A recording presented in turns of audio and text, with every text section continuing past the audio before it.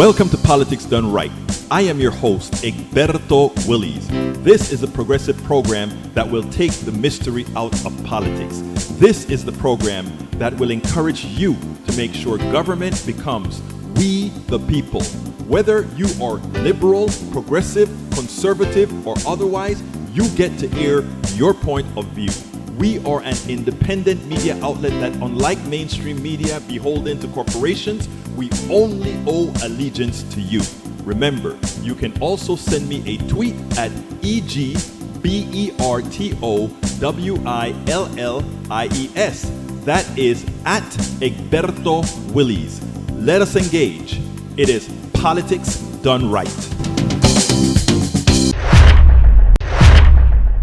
Well, folks, welcome to one more edition of Politics Done Right. I'm Egberto Willies, your host. Thank you so kind of being part of the show.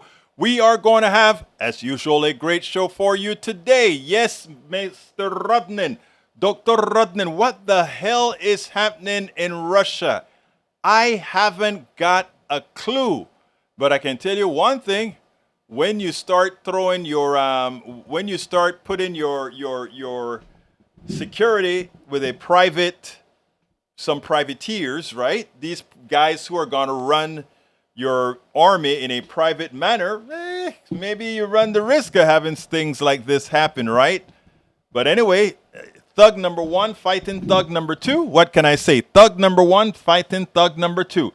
John Cotter says, hello, Egberto, listening from Denver, Colorado today. Man, this guy gets to travel all around the world, all around the state, because he pilots those big birds, the 777, right? Did I get that right? Did I finally remember it right? 777 or 787? One or the other. Anyhow, let's see. Bridge MCP is in the house. E2247. ¿Cómo estás, mi amigo? 777 is for John. John is, piloting those big birds. I envy John. I wish I didn't have a fear of heights, that I could fly those things and do all these things. Can't do it. Anyway, E2247 is in the house. Lee Grant is in the house. Paul Fleming is in the house, and we got to get together, Paul, and get some time put together. Let's see who else we've got here. May Wood is in the house, as well as Alistair Waters. She says she's driving the one and only Bruce Pollard, who will be in a few weeks in Chicago at its first Netroots Nation. Then we also have para ver, Yvette Avery Herod, the one and only, the number one union activist. I always call her the number one union activist because she's done a whole lot of stuff with the unions, man. Let me just tell you, she is in what we would say in Panama, en la ola, en la ola. All right, Michael Rudnin, of course, is in the house, and he was the first one to ask, what the hell is happening in Russia? To which I respond, I don't know. If anybody knows, let me know. 1 day of rain in 6 weeks is what Bridge MCP says. What else have we got here? In this new era, addressing global problems like climate change, pandemic, and major wars like Ukraine will require coordinated, cooperative work among several of these power centers, not just two. Absolutamente correcto. You're absolutely right. How do you today address the reality, and what are the plans of 2030 to 2040? What does the emergent multipolar world order look like? How will its emergence affect the outcome of the war in Iraq? Very, very important feelings. Carter says, not afraid of heights, just falling. I hear you, buddy, because if you fall from those heights, a lot of people fall in with you. How many people does a 777 hold in the normal configuration? About 300 people or so? Is that right? Let me know. I don't quite know. Anyhow, we also have Michael Rodney say, Egberto, try skydiving. Get over your fear of heights in a hurry. Michael, I thought you liked me. I would, before I hit the ground, I'll probably get a heart attack coming down, dude. What's wrong with you? You're trying to kill me. Okay, John Carter says between 270 to 365 in our fleet. It's a lot of planes. Wait. In your fleet, you mean you can either hold 270 to 365 people, one or the other, or different configurations? I think that's what you're saying. Please let me know if I understood that right. Egberto, man, you don't see the laughing cat emoji. Jokes, man, jokes. I saw it. I saw it. Don't you think I was joking too? Come on, man. I know you love me, man. All right, let's see what else we got here.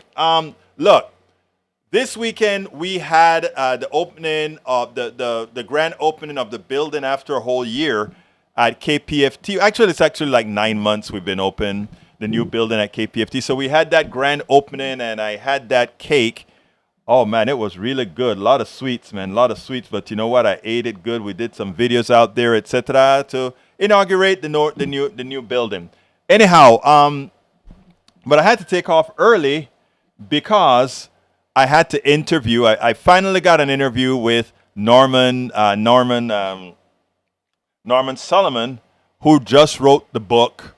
I think it's released. I'm not sure if it's released officially yet. I got a copy, but I'm not sure if it's released yet. That is titled War Made Invisible. Great interview. Want you guys to listen to this. Then we'll take it on the other side, and then we'll talk our other stuff after this interview. This one is just 24 minutes, but it's a good 24 minutes of good talking. So here we go with the one and only Norman Solomon. Welcome to one more edition of Politics Done Right. I'm Egberto Willies, your host. Norman Solomon is an American journalist, an activist, a media critic, and the co-founder and national coordinator of RootsAction.org. He's the author of War Made Easy and is a longtime associate of Fairness, and Accuracy in Reporting. His new book, War Made Invisible: How America Hides the Human Toll of Its Military Machine, is a must-read. Every single person that has read this book thus far finds it a must-read, especially in these militaristic times that we are here in the United States of America. Welcome to Politics Done Right, Norman Solomon. Thanks so much. Look, it's my pleasure to have you as usual. You know, there's one part of where you mentioned when you give the indication that some people seem to be expendable. I'm originally from Central America, Panama, and I remember when Bush #1 invaded Panama, and when I think it was Colin Powell, they asked about the number of Panamanians that got killed.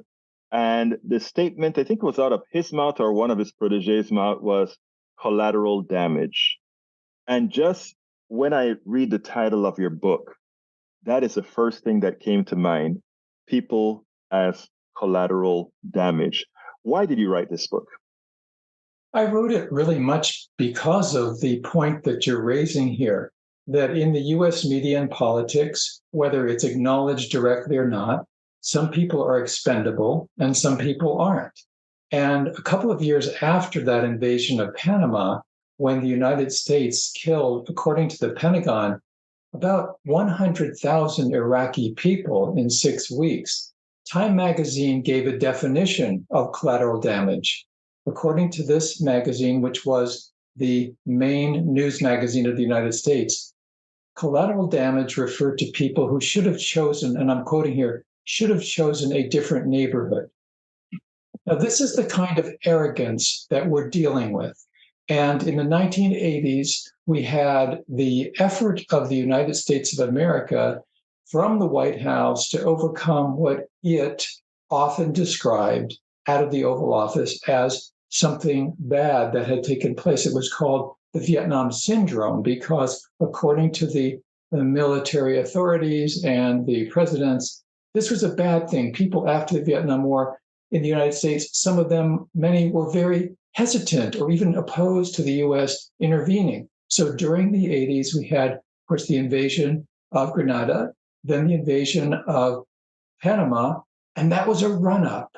This was, okay, we're getting back into it, so we will crush these two small countries, and then we'll go on, have bigger fish to fry in terms of militarism. So the Gulf War in 1991, then the US-led bombing of Serbia and Kosovo in 1999, 78 straight days of bombing, not a single American lost, which is another way that good US wars are defined. And then after 9/11, going ahead to invade Afghanistan and Iraq. And so I wrote this book to bring up to the surface something that is so routinely evaded many points on this spectrum that are not addressed. One is that the United States media and politics, with rare exceptions, tacitly or explicitly divides the planet into two parts: those who count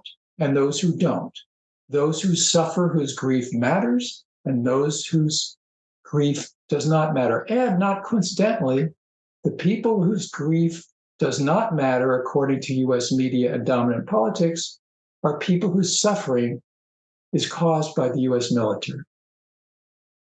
It is hard to believe. I noticed the first chapter of your book, you called it Repetition and Omission. Explain that. I mean, repetition and omission. We do it all over and over again. And what are we omitting here? What are we missing here? Yes, in terms of the US military intervention, you could say it's sort of a repetition compulsion disorder. In terms of propaganda messaging, yes, we really know. I mean, how many times, if you watch a lot of TV, do you see a McDonald's commercial? You don't see it once, you don't see it twice, you see it so often. That's because it's well understood that in advertising, in propaganda requires repetition. Repeating is the essence of propaganda. And when we talk about the bias, the extreme pro-military bias in favor of what Martin Luther King Jr. called the madness of militarism, once in a while somebody will say, oh, but I read a news article that said something very different. I read a commentary, I heard one somewhere on a radio network, a commercial one, and it did bring up these points that you say are not being brought up sufficiently at all. And my answer to that is, because the essence of propaganda is repetition, the exceptions they're exceptional. That does not disrupt the dominant propaganda model. And what we're dealing with now, here we are, the middle of 2023, and it has been so normalized. Healthcare, education, housing, neonatal care, elderly care in the United States, let alone many other countries, lacking basic support. People are dying behind this inequity, and yet we're told that the Pentagon budget needs to keep rising through the roof. You know, Biden recommended last year he wanted a budget of $800 and something billion just for the Pentagon. That wasn't enough for the bipartisan chairs of the House Armed Services Committees. Even more than that was appropriated.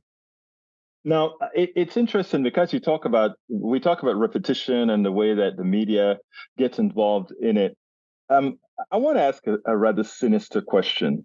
Is the media generally supportive or the way they interpret these military actions from the United States as benevolent because they get a profit from all these advertisers that we have on TV? Again, you see a lot of Lockheed commercials, Martin Marietta commercials, and all these others on these stations. Are they sort of feeding, not wanting to bite the hands that feed them, in effect?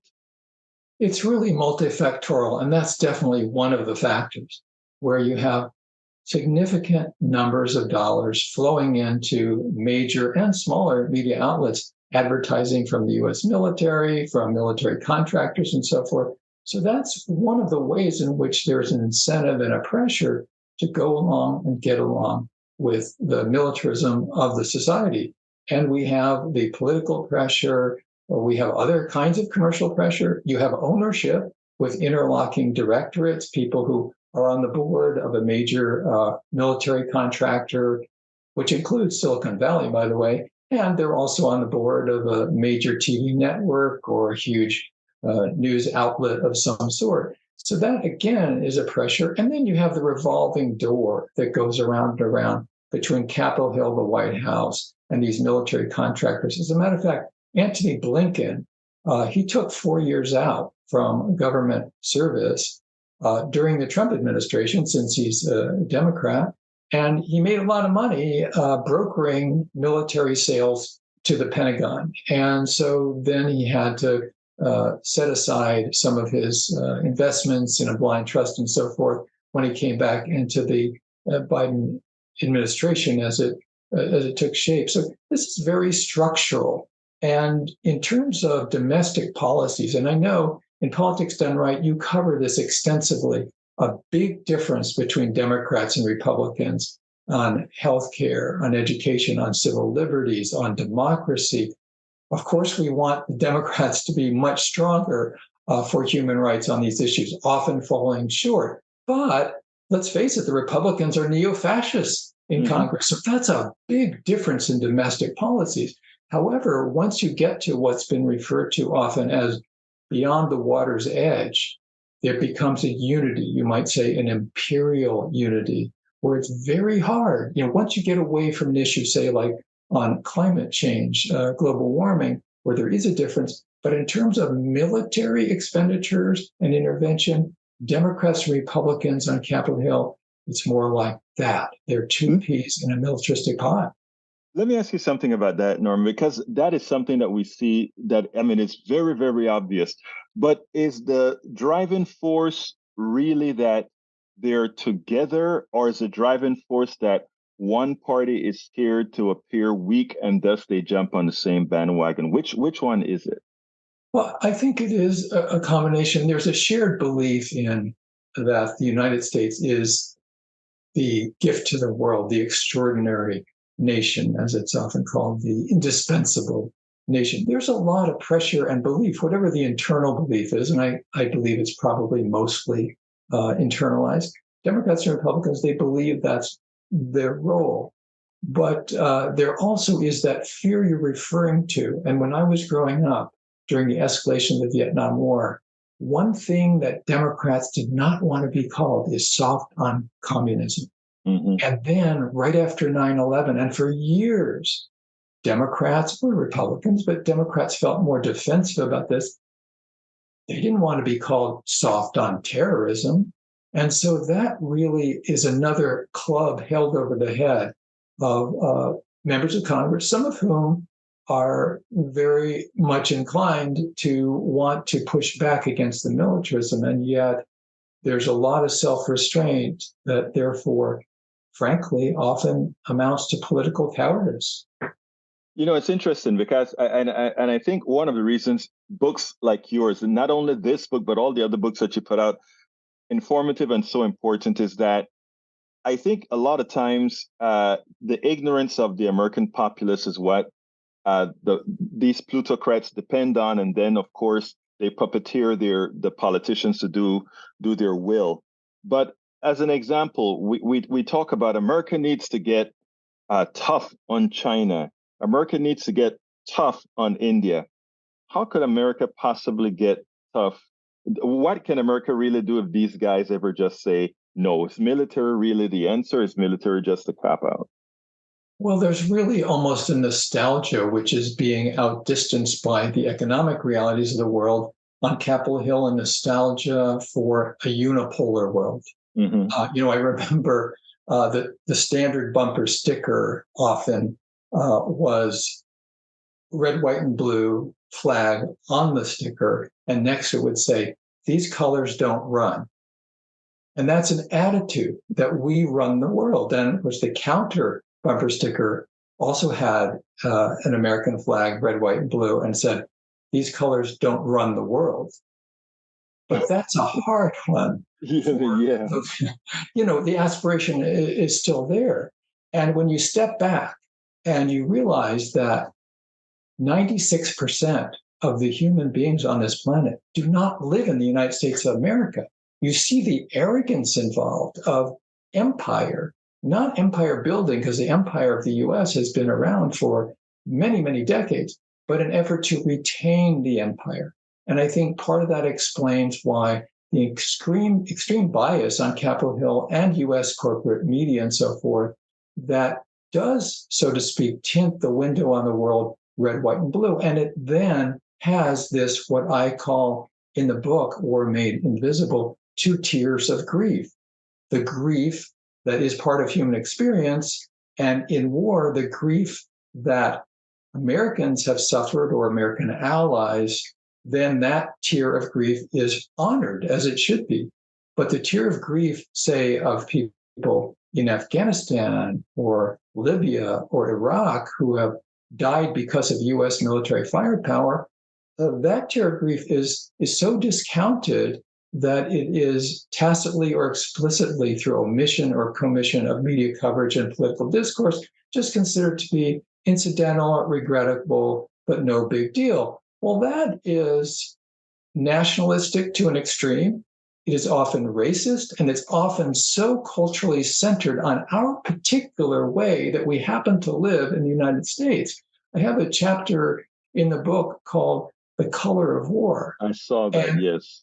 when I stepped back and I thought about it, I was working on this book often in this room, thinking about it, trying to do more reading and interviewing. And it dawned on me that in 2 decades of the so-called war on terror after 9/11, virtually 100% of those killed by the US military have been people of color. Now that's hidden in plain sight. Where do we see that even discussed in our US mass media, in the politics? It is like a no-go zone. It's right there. It's like the parable of the emperor's new clothes, that story. Who's going to say it? Who's going to say that out loud so that we can all talk about it? And to be very clear, in my book, and this is part of why I called it War Made Invisible, I say very explicitly that we need to understand how this is hidden from us. And yet it's happening. It's right in front of us. So I want to be very explicit about this. The United States government does not bomb countries because people of color live there. But because people of color live there, that makes it politically easier in the United States to have that warfare begin and continue. And what is stunning to me is that we, and this is a good thing, in the last several years, particularly after the Minneapolis police officer murdered George Floyd, we have had more discussion, not enough, but more discussion about structural racism, about systemic racism. But once you get beyond domestic realities, domestic politics and policies, we don't see any discussion of systemic racism in US foreign policy and US warfare. You know, to DeSantis doesn't realize that we have yet to be woke enough. You know, he's concerned about the woke. Well put. Like we are not near as woke as we really need to be in knowing these particular issues. That's very true and very well put. I haven't heard it put quite that way before. That should become a national way of discussing what is wrong with these neo-fascists, and DeSantis now leading the pack in many ways. It's an attitude that says that we should all go back to sleep. We should all be anesthetized. We should all be numbed, when we should all be very callous. It is so inherently a vicious view of how humanity should treat itself. I don't know if you remember during Desert Storm, the way CNN covered it, it looked like a game on TV with lights, and to put it bluntly, it was actually as you saw it, it was actually pretty. As you saw the lights and the flares, and I remember talking to somebody and saying, for every flare that you see, think about the number of people that are dead, the buildings that are falling and breaking skulls, etc. We in the United States, our media, were not allowed to see the carnage. But in Panama, in Costa Rica, in Dominican Republic, etc., their media actually saw the bones and the spilled blood and the cracked heads open. We couldn't see that here. So to us, it was a game that was being played, and most of the wars. It's amazing in the chapter where you talk about the color of war. It's amazing the concern that we had for those in Ukraine and how how cruel it was. When in the Sudan and in many other places, atrocities of that nature, atrocities with our equipment being done, and it's nothing. It's very much a normalized bias that is so extreme that it fits into what people seem to believe quite often is just natural. I use that cliche, but it's perhaps appropriate. the fish in the water who says, "What water?" This is the Right. baseline 24/7, 365 in the media.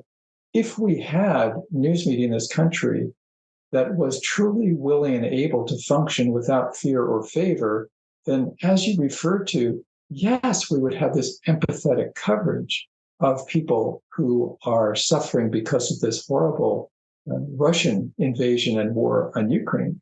We would also have similar coverage and empathy for people around the world suffering from warfare, and especially difficult for any major media outlet to wrap its journalistic mind around, is that people who are being killed, and this is still going on, by the way, as my book documents, under the quote war on terror subsidized by US taxpayers, those people, if their suffering were being covered with anywhere near the kind of empathy that we're getting for people in Ukraine in US media, it would cause a tremendous difference in the political atmosphere of this country.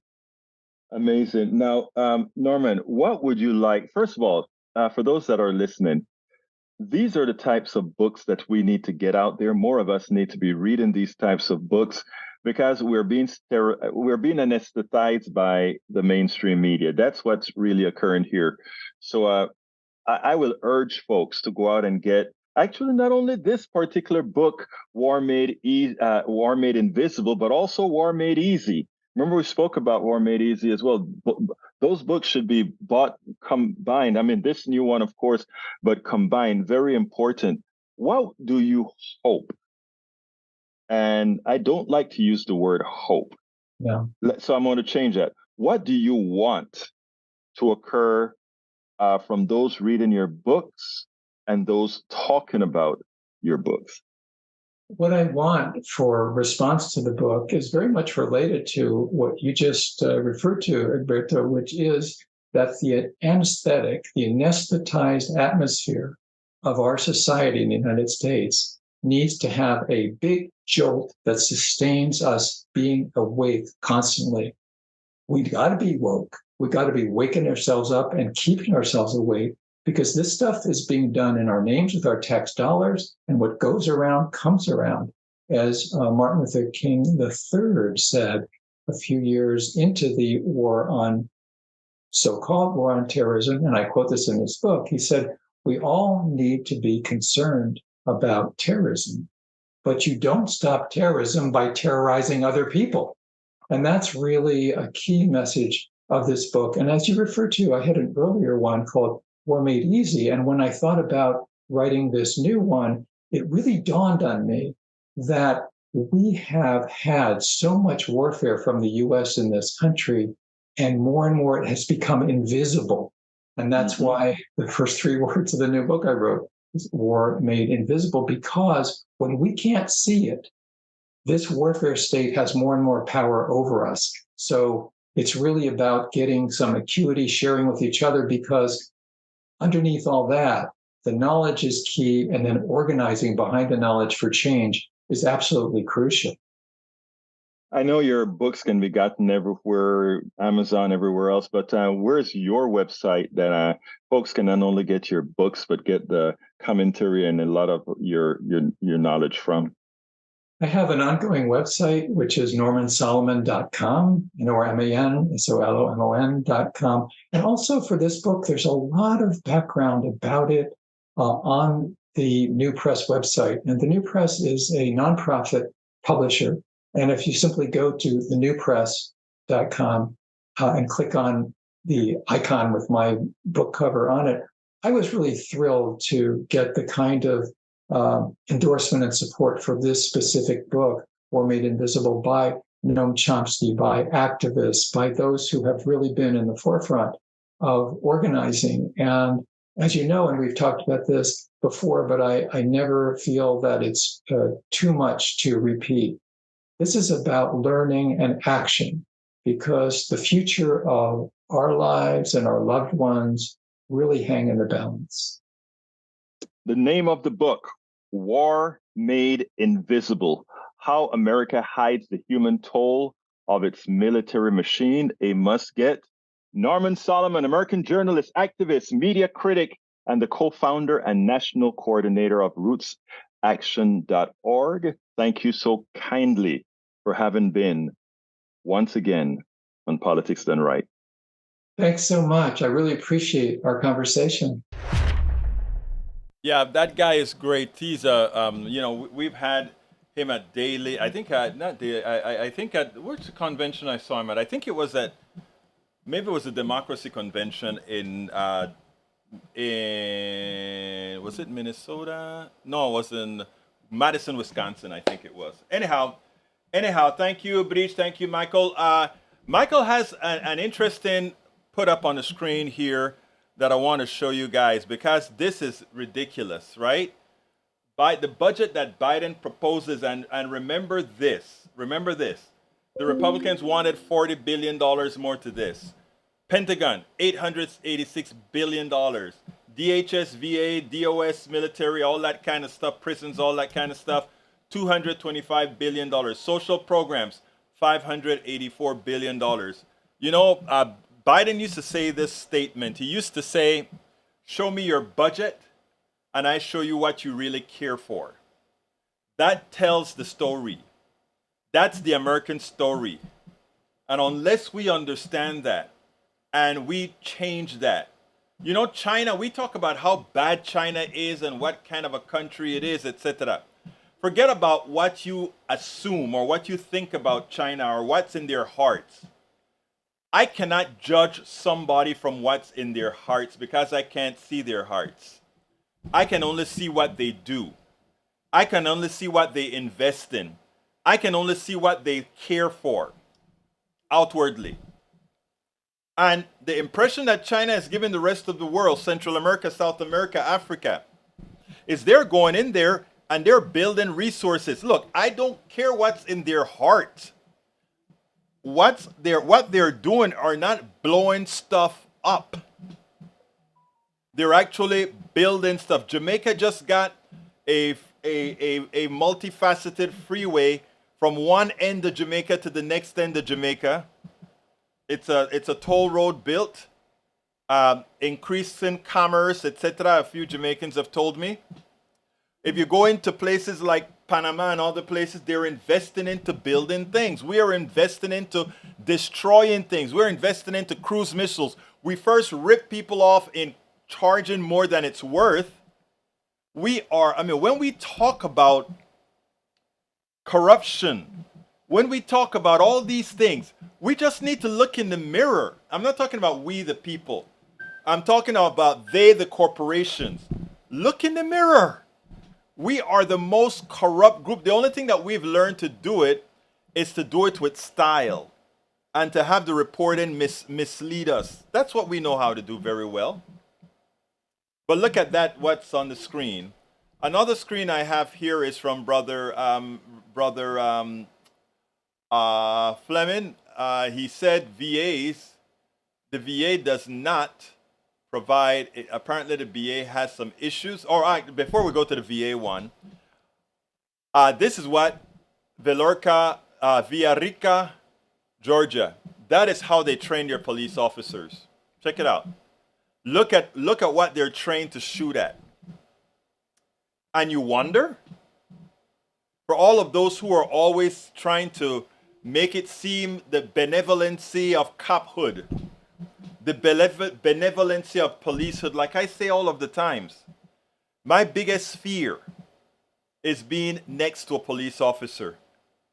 My biggest task whenever there are police officers around is to get the hell out of Dodge. I'm a professional. I'm an engineer. I'm an educated person. I've written books. I do all these things. And when I see a cop, all I want to do is to get the hell out of Dodge. All I want to do is to run out of there. That's what I'm talking about. And if you take a look at how do you think that kind of a training sensitizes that cop that's there? How do you think that person shooting at that picture in training of, look at that, all of the pictures there, black men, for cops to shoot. How do you think that sensitizes a police officer, irrespective of race, because when it comes to police officers, I care as much, or rather, I am just as scared as from the white ones, as the black ones, as the Asian ones, as the Latino presenting ones, etc. They all give me fear because it's the institution that's racialized. And by the way, I have a lot of relatives that are cops. Okay? So please, thank you for giving me that picture there, Dr. Fleming. I think it is of interest to have shown that picture. The other thing that Fleming pointed out, and I don't know if I got it, apparently I didn't get it saved, is that it turns out that there is out of the statistical realm, when it comes to getting VA benefits, black veterans are turned down at a higher rate than white veterans. And again, that is out of the statistical realm at that point. In fact, it's worse because a higher percentage of black folks actually apply for the benefit. So thank you for presenting that one for us to put out there in the ethos, Senor Fleming. I have another video for you. This one has to do with Michael Steele, former chairman of the Republican Party, and Chairman Steele makes it clear Trump can win again. It's not something I haven't been saying for a long time. Trump can win again, and it's not all that difficult. A few days ago on my KPFT program, I pointed out that the thing that gave me the most fear was that we worked hard, and John Cutter, who is in the House, can attest to that, because John ran several organizations that really got the vote out. Overperformed everywhere in this area because of the work he and his team's done.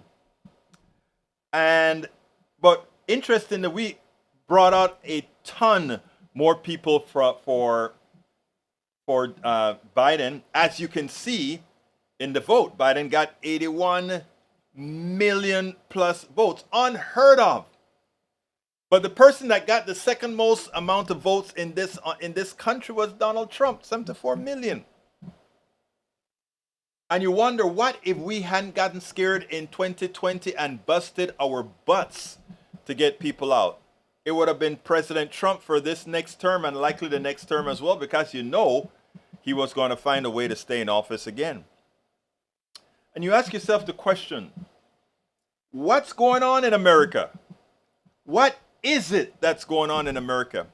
I saw Michael Steele attempt, as a former Republican chair, attempt to answer that. I want you to listen to this, and then we'll take it on the other side.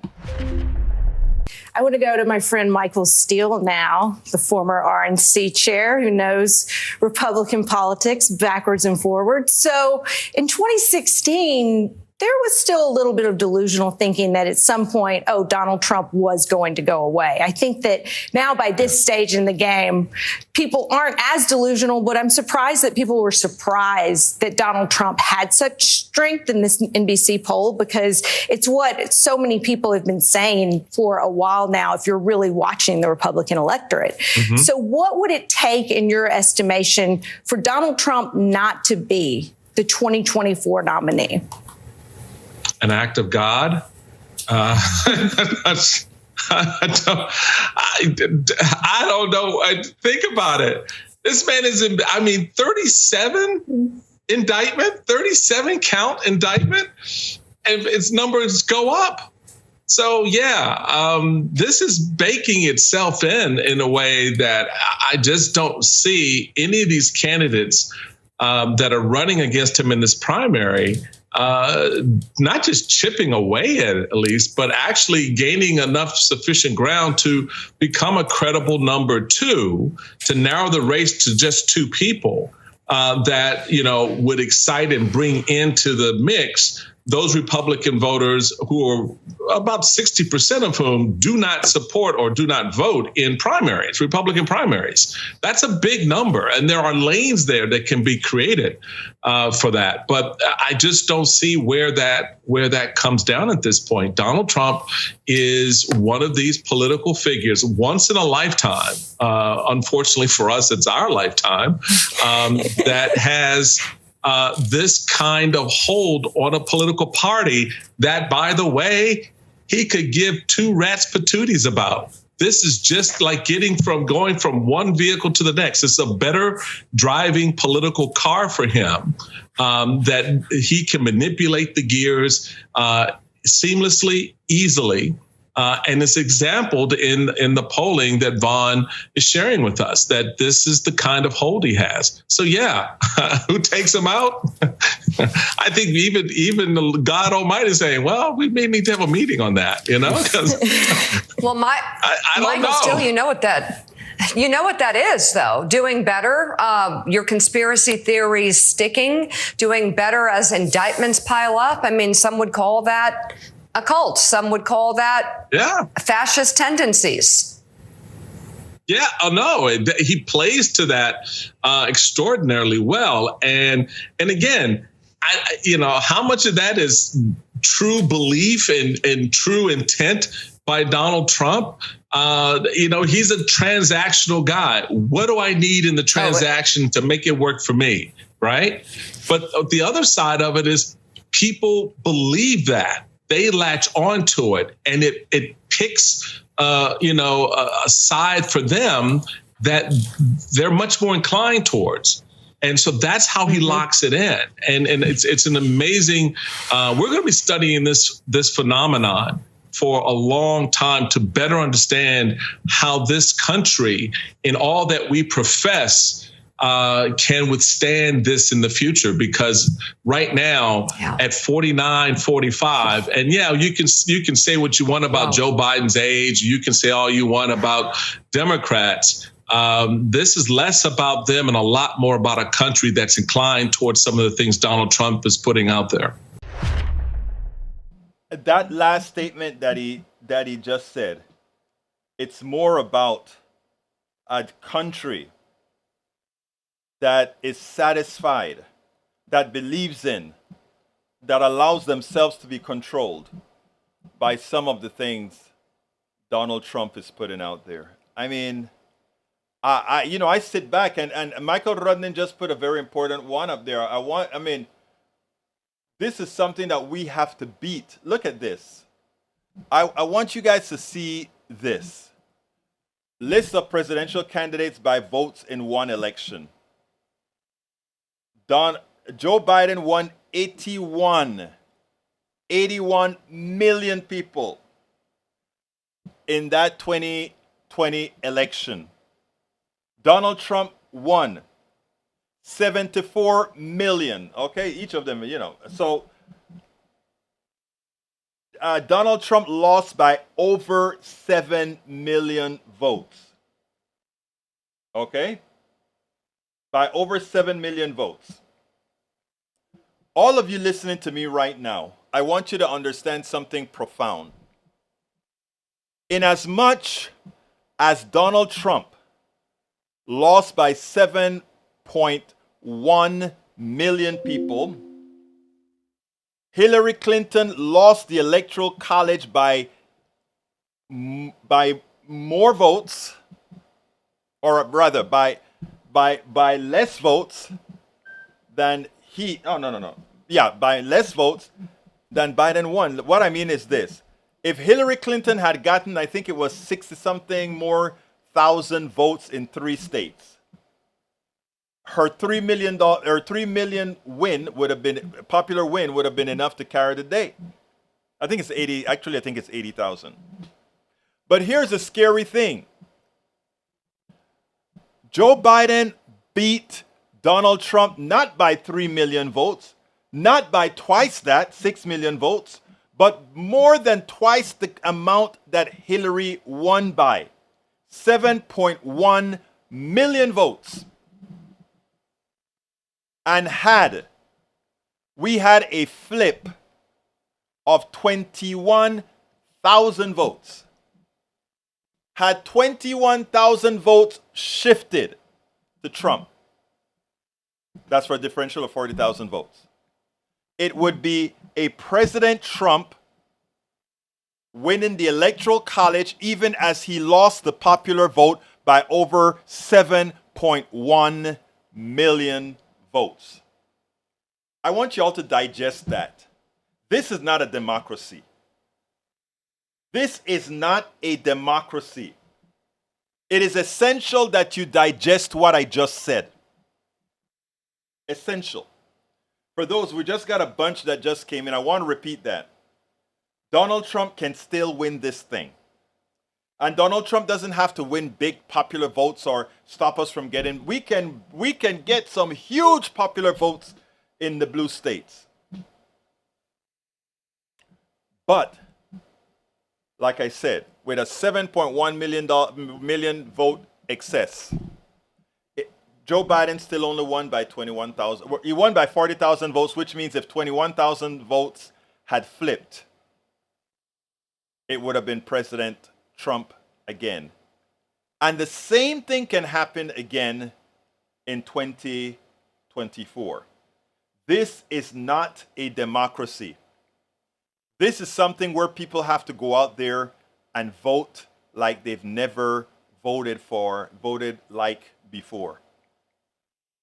I don't know, that gave me pause when I read that several years ago, when I saw the numbers.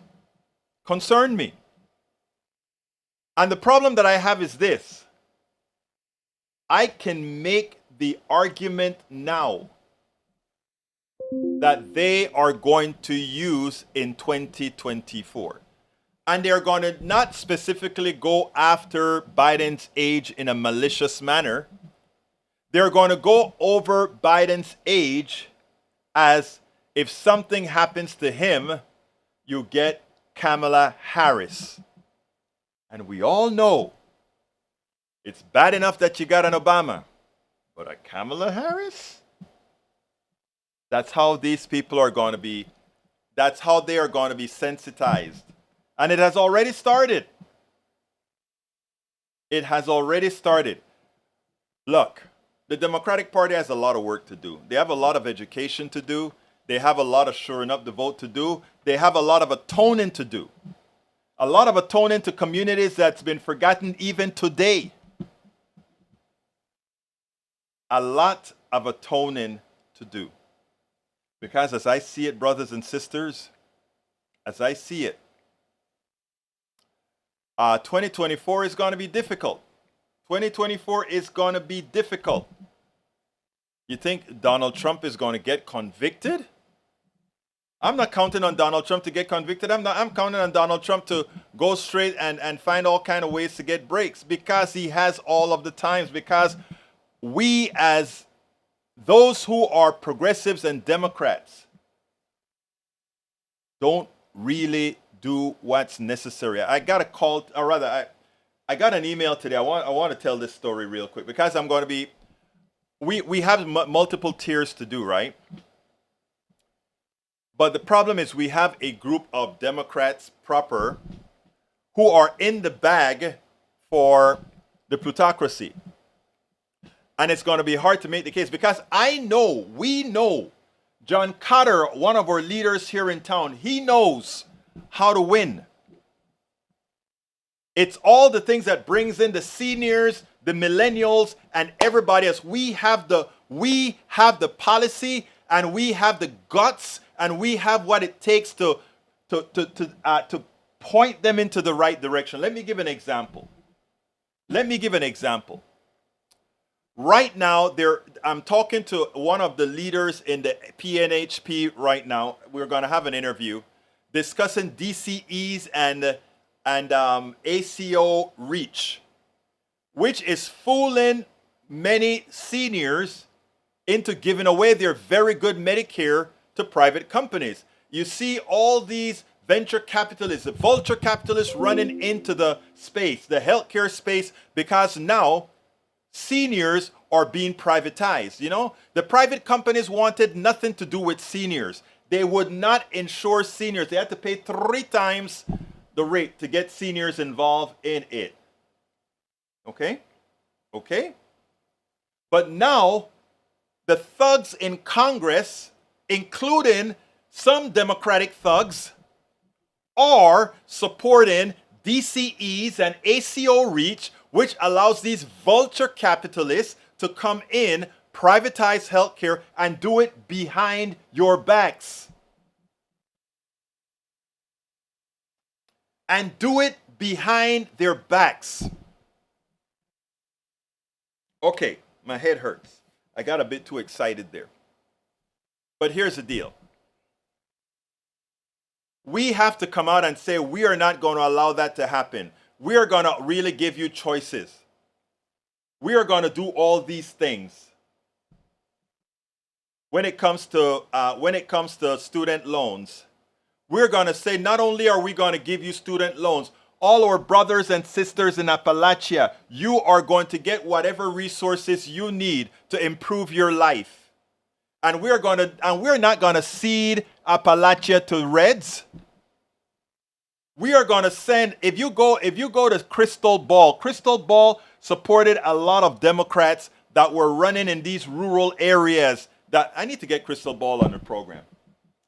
That's running in Appalachia. She's from Appalachia. That go out there and engage all our brothers and sisters in Appalachia to make a difference. Let them know we care. We are not these caricatures with horns. It's like what I told you, that woman spoke to me forever in Starbucks. And when she realized that I was a progressive, a real lefty progressive liberal, she get red face. But you are so nice. Folks,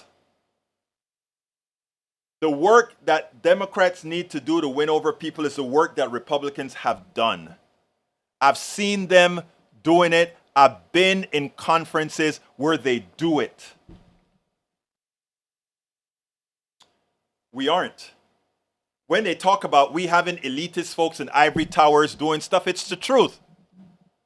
When we're spending, all those pieces of mail that you get, give the DHCC, give the DCCC, give the DSCC all this money. Do you think that money go into the hood, into Appalachia, and into the ghettos, and into all these other areas with people who work these communities, who if you gave them $100, give them $100 to go out there and bring people, talk to people about what you're going to do, engage people. Let people know you exist, your skin, bones, blood, flesh. Let them know. Right? They will start voting their interest, and they'll know that their interest, that voting Republican is anathema to humanity. It's anathema to health care. It's anathema to child care. It's anathema to all these things because they don't believe in it. They're Ayn Randian individualists. Even though Ayn Rand had to go on Social Security on her deathbed. Look, we got a lot of work to do. And we should start doing it. Okay? We should start doing it. I know I have a lot of stuff to read. I can't go through it now because we only have 3 more minutes left. But I want to thank you guys for all that you do here, for being here. I want to beg of you, share the videos. I also do. I turn all of this into a podcast. If you go to, I'm going to pull this up here, but there are several asks that I have right now.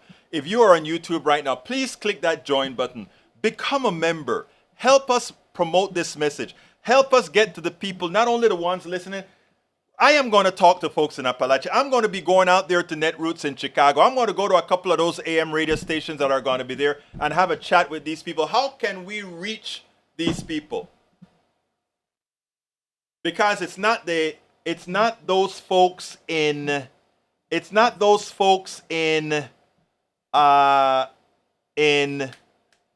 ¿cómo se llama? It's not those folks in the ivory towers that we pay $20,000 and $50,000 after we raise money from our people, we give it to these consultants. They don't know diddly. They haven't been on the ground. They haven't seen the pains of people. They haven't. But they want to tell us what to do based on a poll that they take from people who don't even answer polls. Right?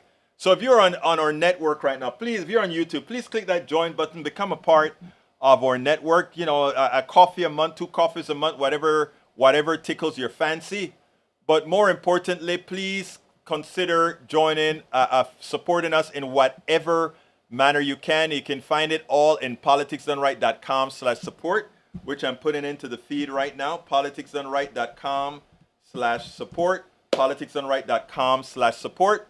Remember, I'm going off to Chicago. I had to it expired. The feed expired, so I had to redo I had to redo the newsletter, rather the ask for Netroots. So here is the ask for Netroots. Please consider becoming a Netroots supporter. Remember, everything that you are going to be, everything that you support us with, it's going to be you supporting. You're going to be on the scroll for our videos, etc. So please support us at Netroots however you can. All right, folks, I've got to get out of here. My name is Egberto Willies. This is Politics Done Right. Cannot do this without you. I am what? What am I again? I am out.